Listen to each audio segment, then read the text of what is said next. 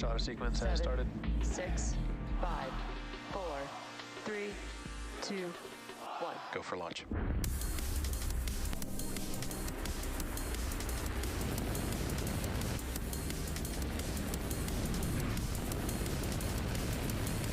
Vehicle is supersonic. Stage separation confirmed. Dragon, separation confirmed.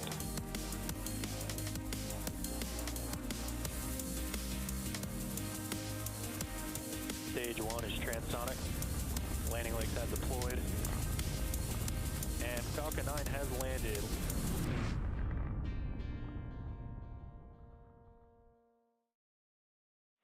On your screen is a live view of Falcon 9 awaiting its 10:13 p.m. Pacific Time launch from SLC-4E at Vandenberg Space Force Base in California. Hey everyone, my name is Soumya Srivastava and I'm a structures engineer here at SpaceX in Hawthorne, California. Thanks for joining us tonight for the Eutelsat OneWeb 20 mission. At T-minus 10 minutes and 15 seconds, our team at Vandenberg has completed checkouts on the vehicle, and the weather, range, and vehicle are all go for launch. And if for any reason we aren't able to launch tonight, a backup opportunity is available tomorrow, October 20th, with the launch window opening at 10:08 p.m. Pacific Time. Our customer today is Eutelsat Group, a GEO-LEO operator with a fleet of 36 geostationary satellites and the OneWeb constellation of more than 600 satellites in low Earth orbit, also known as LEO, that deliver broadcast and connectivity services worldwide. Today's launch will send 20 OneWeb satellites into low Earth orbit, where they will raise over the coming months to integrate into the OneWeb constellation, which orbits at its own unique LEO altitude of 1,200 kilometers above Earth and in staggered height formation to minimize any risk of collision. Today's satellites were built by Airbus, U.S. Space and Defense in Merritt Island, Florida. Let's check out this short video from Eutelsat to learn a bit more about today's mission.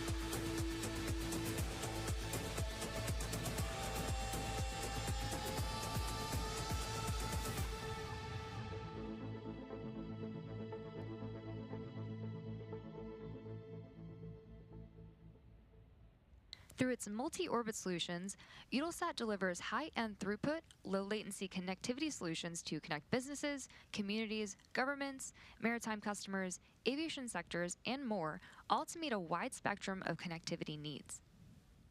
At T-minus 7 minutes and 16 seconds, let's take a moment to meet the vehicle that's taking the OneWeb satellites to orbit today.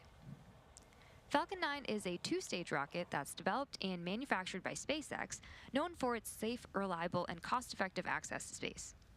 It's also the first and currently the only orbital-class rocket capable of reflight. Starting at the top of the vehicle is the payload fairing, which is a protective shell that encases the payload being sent to space. The fairing will separate and jettison away from the vehicle, exposing the payload once Falcon 9 reaches space. Continuing down the vehicle, we have the second stage. The second stage is powered by a single Merlin vacuum engine, or MVac, which is optimized to perform in the vacuum of space. We're flying our shortened MVac nozzle extension today, which you'll get a better view of later in today's webcast. Below that is the first stage, which contains 9 engines, 8 Stage arranged 1 around RP1 load is complete.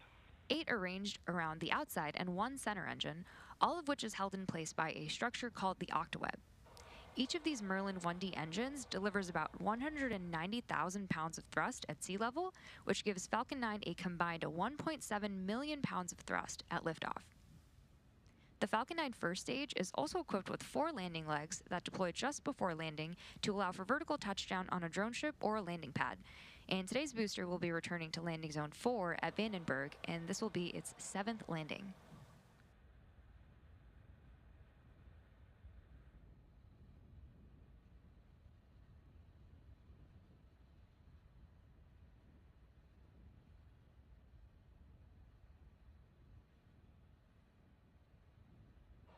Coming up shortly, the transport director, which is also known as the strongback or TE, will retract away from Falcon. The TE is the large truss structure that you see there that's right next to the rocket. And we'll first see the clamps open up around the second stage, and then the TE will pull away from the rocket. And that should be coming up in around a minute from now.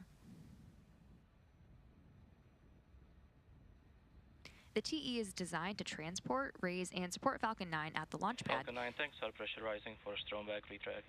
And we just heard that Falcon 9 is starting to Satellites pressurize are for on internal power. strongback retract. All great callouts there.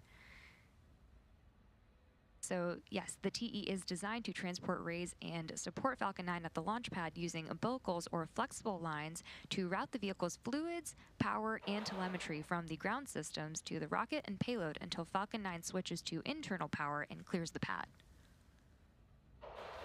Strongback lower has started. Good callouts there.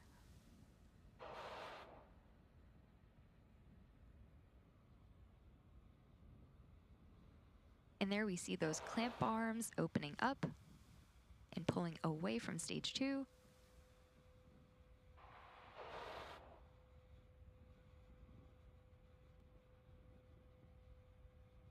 Now the clamps are fully open and the strongback is beginning to pull away from Falcon 9.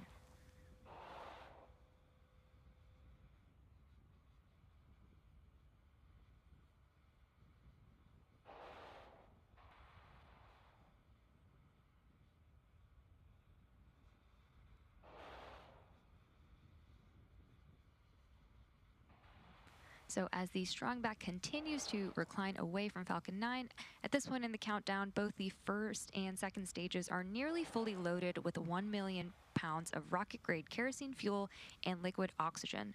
Both the first stage and second stage should finish propellant loading about a minute apart from each other, with the first stage finishing up at around the T-3 minute mark, and the second stage finishing up around the T-2 minute mark.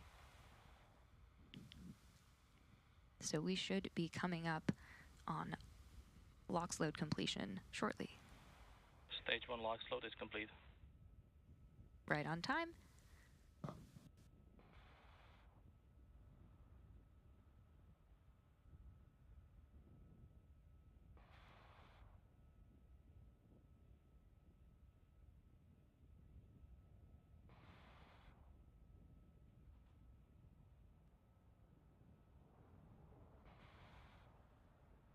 So in around 30 seconds, the second stage should finish up with propellant loading. And then at around T-60 seconds, Falcon 9 will be in startup. And that is when the rocket's autonomous internal flight computers will have taken over the launch countdown. And then just inside of T-2 seconds, we will light the M1D engines for liftoff.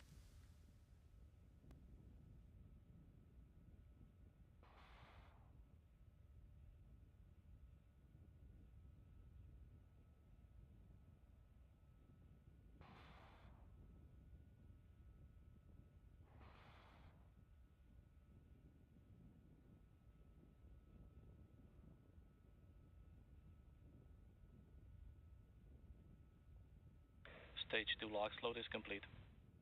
And there we just heard that the second stage is now fully loaded with LOX, and now Falcon 9 is fully loaded with propellant. Ground gas closeouts. So weather is still looking green, and the range is ready to support our T0 of 10:13 p.m. Pacific time. And with that, we are proceeding into the last few minutes of terminal count.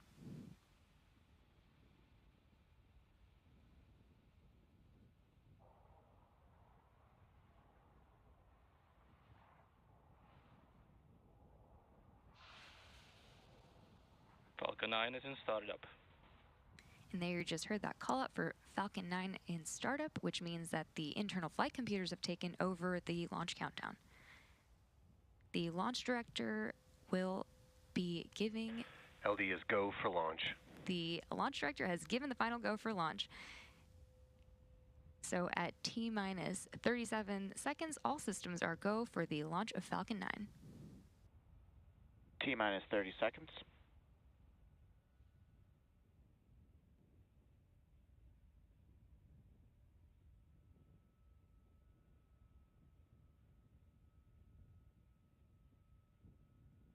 T-minus 15 seconds. T-minus 10, 9, 8, 7, 6, 5, 4, 3, 2, 1, ignition. And lift off the Falcon 9, go OneWeb 4.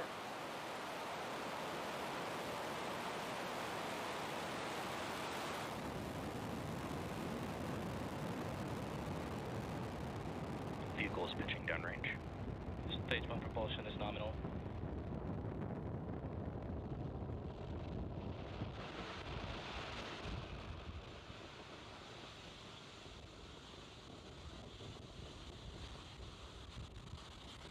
So at T plus 33 seconds, Falcon 9 has successfully lifted off from SLC-4E at Vandenberg, carrying the 20 Eutelsat OneWeb satellites. During ascent, we tilt or gimbal the engines to turn the rocket horizontally into what we call a gravity turn, to put the rocket on its path to orbit. And moments ago, we throttled the engines down in preparation for max Q, or maximum aerodynamic pressure, Vehicle is supersonic. which is coming up in a few seconds.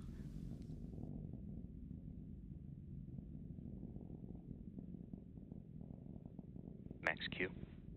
So we just had max Q, and the rocket typically needs to go 28,000 kilometers per hour, or about 17,500 miles per hour, horizontally in order to avoid being pulled back down to Earth by gravity and get into orbit. Now we have five events coming up in quick succession. MECO, stage SEP, SES-1, and boost back burn, which starts bringing the first stage back to the launch site, and then fairing deployment, when the fairing halves will separate from the second stage. So we have MECO in about 30 seconds from now.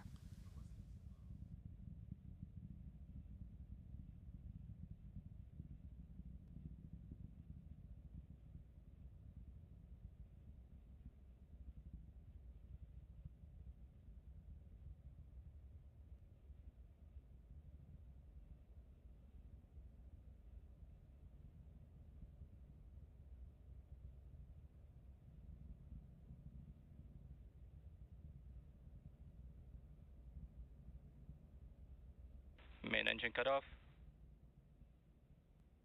Stage separation confirmed.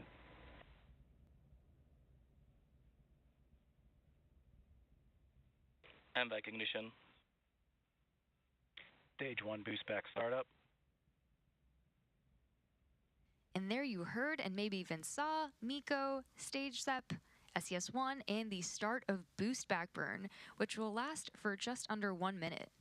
We have some really awesome views on screen right now. And coming up next, we have fairing separation, which is in a few seconds.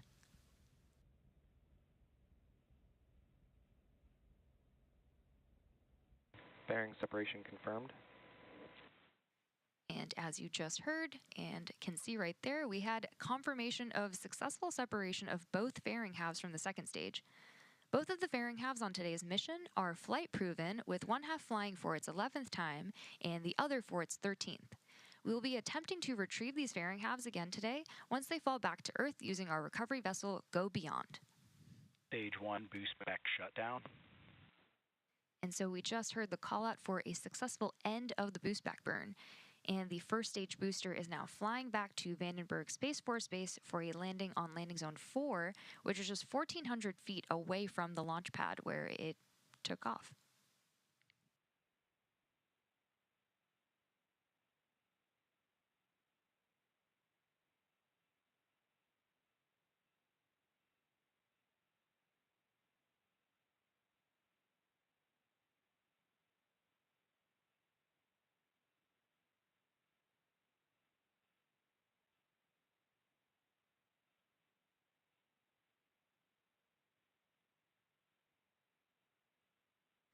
It's now T plus 4 minutes and 17 seconds into today's mission, and we're currently in the first of 2 planned MVAC burns before satellite deployment.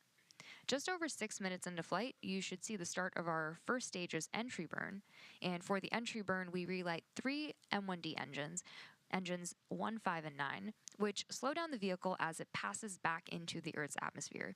And we slow down to reduce re-entry forces, which helps us recover and reuse the first stage. During the entry burn, Falcon 9 is decelerating by firing its Merlin engines, but we're still moving really fast. And this causes the vehicle to fly through Merlin's exhaust gases, also known as the rocket's plume, and that deposits a layer of soot on the vehicle surface. And that soot comes from the carbon-based fuel that Falcon 9 burns.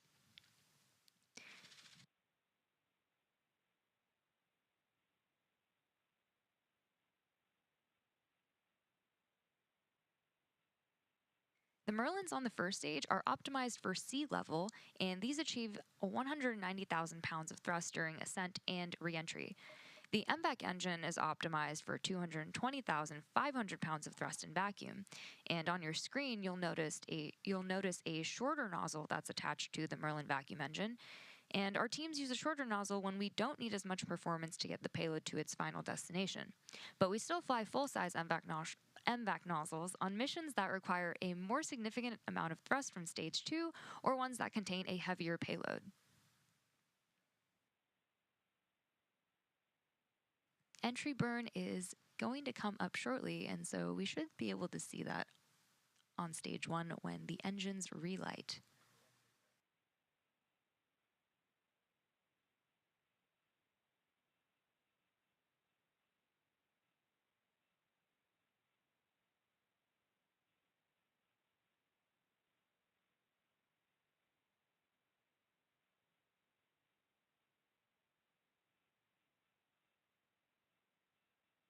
Stage 1 entry burn startup.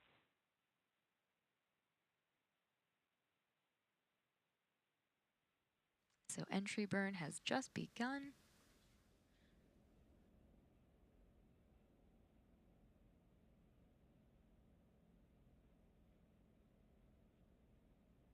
Stage 1 entry burn shutdown. And we just had a good call out for entry burn shutdown. Reusability is key to lowering the cost of spaceflight, which enables more investment in critical scientific research. And the Falcon 9 first stage that is supporting today's mission just performed that entry burn for its 7th time. And this booster has previously supported the USSF-62 mission as well as 5 Starlink missions. We're now waiting for the first stage to land at landing zone 4. Stage 1 FTS has saved. Stage 1 transonic. Good call outs there, where Falcon 9 is slowing, the stage 1 is slowing down. Landing burn should be coming up shortly. Stage 1 landing burn.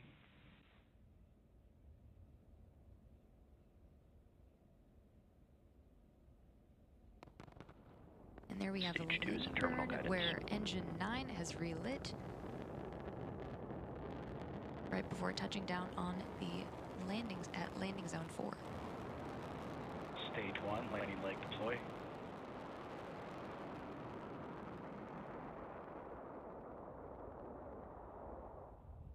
Stage 1 landing confirmed. And there you have it. That landing Stage marks 2 FTS has SpaceX's saved. 357th recovery of an orbital-class rocket, including first-stage landings for Falcon 9 and Falcon Heavy.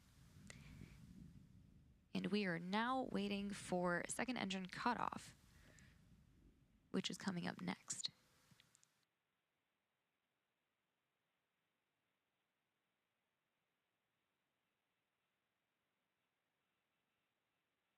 nominal orbital insertion.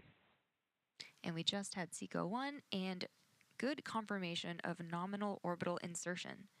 So the second stage is now embarking on its coast phase, which we're going to take a short break for. And after the coast phase, we will relight that MVEC engine for a second time around the T plus 55-minute mark, and that will be followed by payload deploy. So we'll see you back here in about 45 minutes.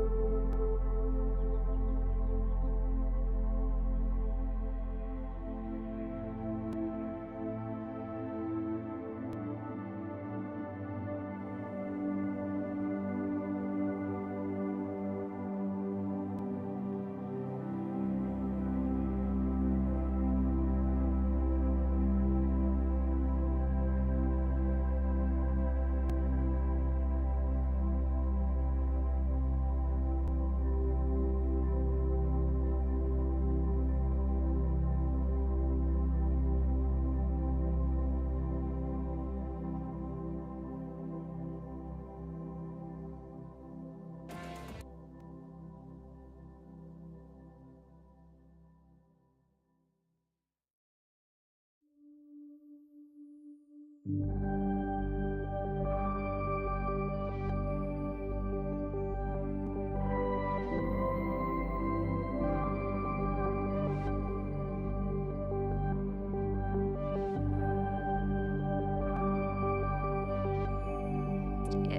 Vandenberg Space Force Base in California.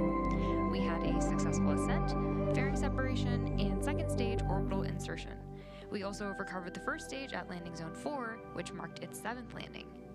So we're now seconds away from a second ignition of the MVAC, which will carry the second stage and the OneWeb payload into the orbit necessary to deploy the satellites. This burn will be quick, and it's only going to last a couple of seconds. And it's coming up in about 15 seconds from now.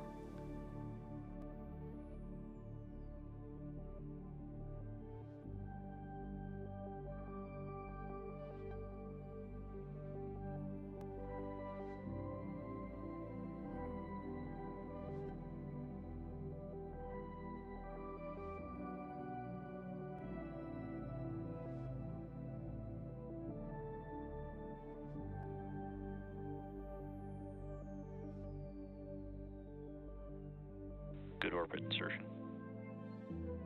And there was a good call out there for good orbit. And as a reminder, the 20 OneWeb satellites are still attached to Falcon 9 second stage. Coming up at about T+59 minutes is the start of the payload deploy sequence, which should take a little less than 20 minutes to complete. So we'll be listening for the start of those callouts in a few minutes.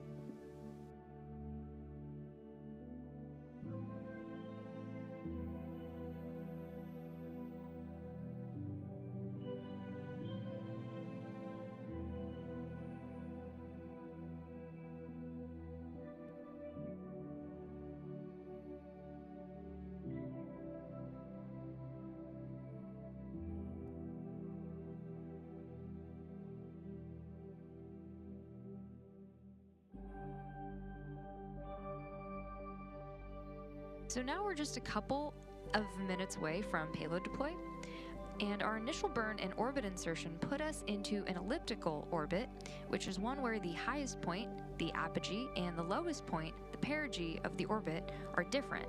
And so it put us into a 175 kilometer by 600 kilometer orbit. And that last short burn that we just saw put us into a circular orbit for payload deployment into a 600 kilometer by 600 kilometer orbit.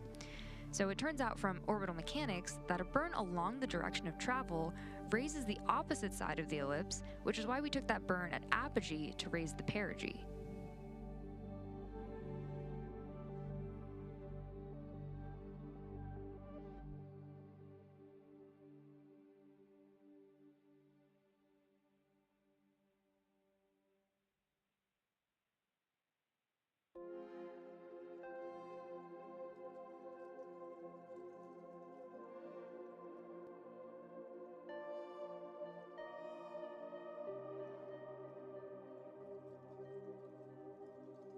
So now that we've completed both of those burns today, we are now just a few minutes away from the first payload deploy, where we will be deploying 10 of the satellites, and then we'll be taking a short break and come back for the final 10 satellites on this payload.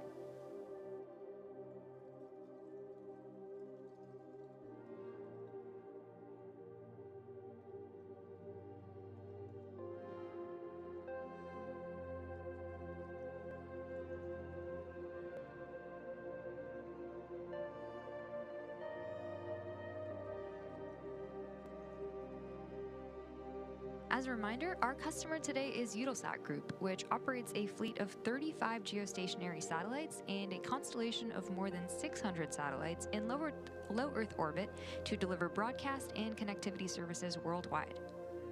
The 20 OneWeb LEO satellites launching today were built by Airbus US Space and Defense in Merritt Island, Florida. And once deployed, they will continue to raise their orbit over the coming months and will be integrated into the OneWeb LEO constellation. So we should start seeing deployment of the first 20 Eutelsat of the first 10 of the 20 Eutelsat OneWeb satellites in the next few seconds here.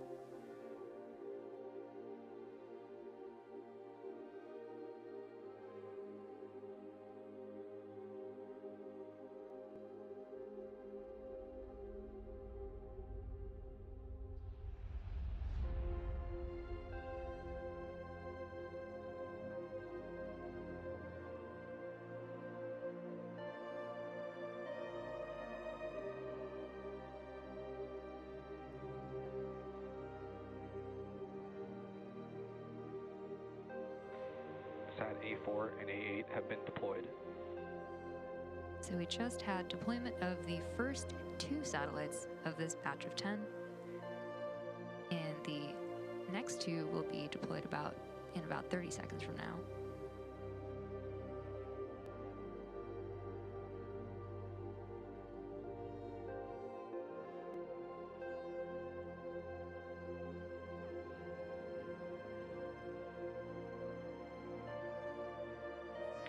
Sat A3 and A7 have been deployed. Good call out there for the next pair that have just deployed.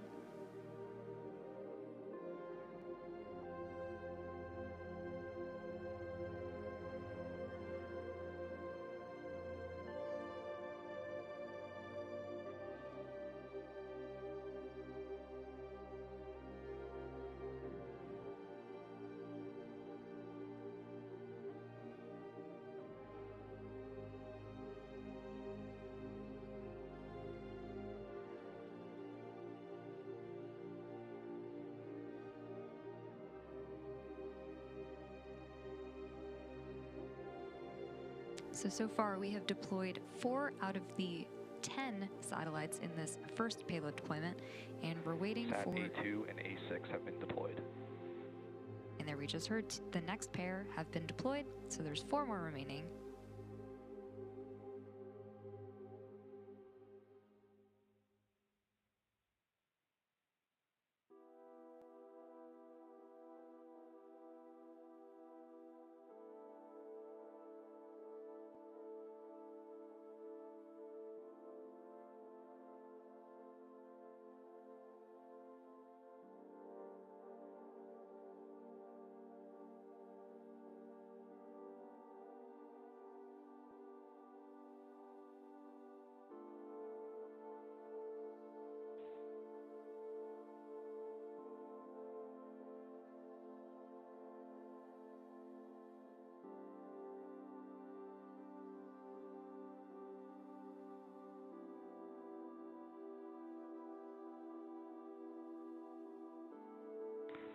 Sat A1 and Sat A5 have been deployed.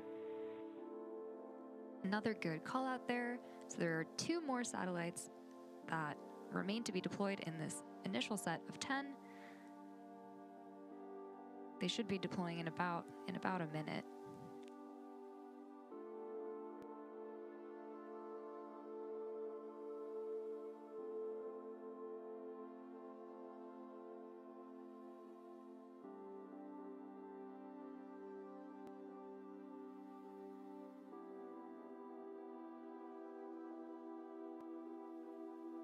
Sat B4 and B8 have been deployed. And great call outs there. So we've now deployed 10 out of the 20 satellites, and we now have a second roughly 10-minute coast phase, which we're going to take another short break for. And after the coast phase, we'll be back to deploy the remaining 10 satellites just after the T+1 hour and 12-minute mark. So we'll see you back here in about 10 minutes.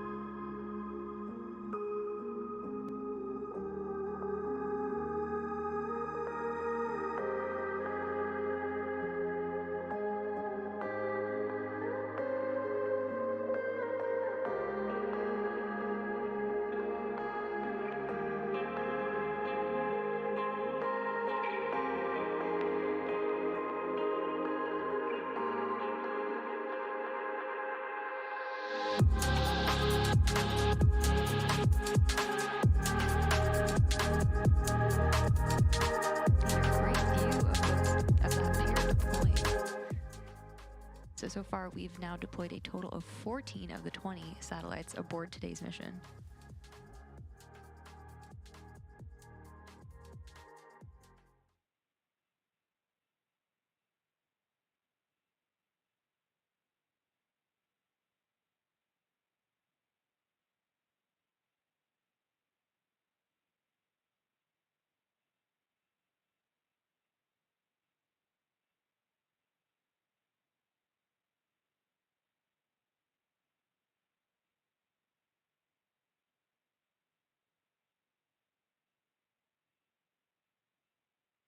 We have an awesome view on our screen right now, but even if we lose views of satellite deployment, we will still continue to get confirmation.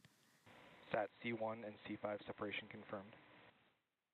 And another 2 have deployed, and we got an awesome view of that deployment as well.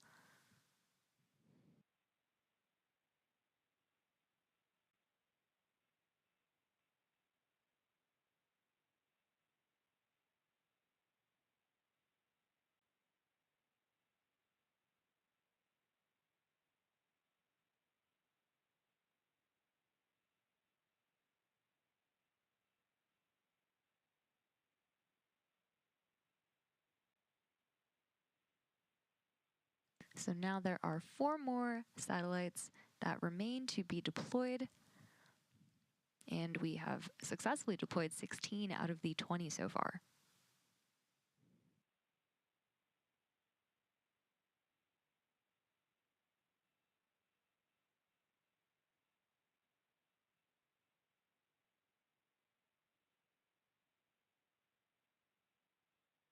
The satellites that you see on your screen right now were built by Sat B3 and B7 separation confirmed. another successful deployment of 2 more satellites. These satellites were built by Airbus US Space and Defense in Merritt Island, Florida. And so now there are the final 2 satellites that remain to be deployed from the set of 20.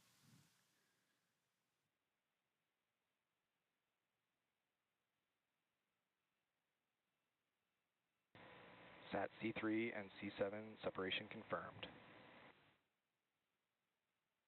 So with the final 2 on their way, we can confirm successful All deployment. payloads deployed. We can now confirm successful deployment of all 20 spacecraft on today's mission. And that wraps up our coverage for today. Today's launch concludes our 99th successful launch this year and our 394th overall. All of us here at SpaceX want to give a huge thanks to our customer, Eutelsat Group, for entrusting us with today's mission. We also want to thank the Range and the Federal Aviation Administration for their support. Be sure to follow us at SpaceX on X for upcoming launch updates. And to all of our viewers, thanks for tuning in, and we'll see you again soon.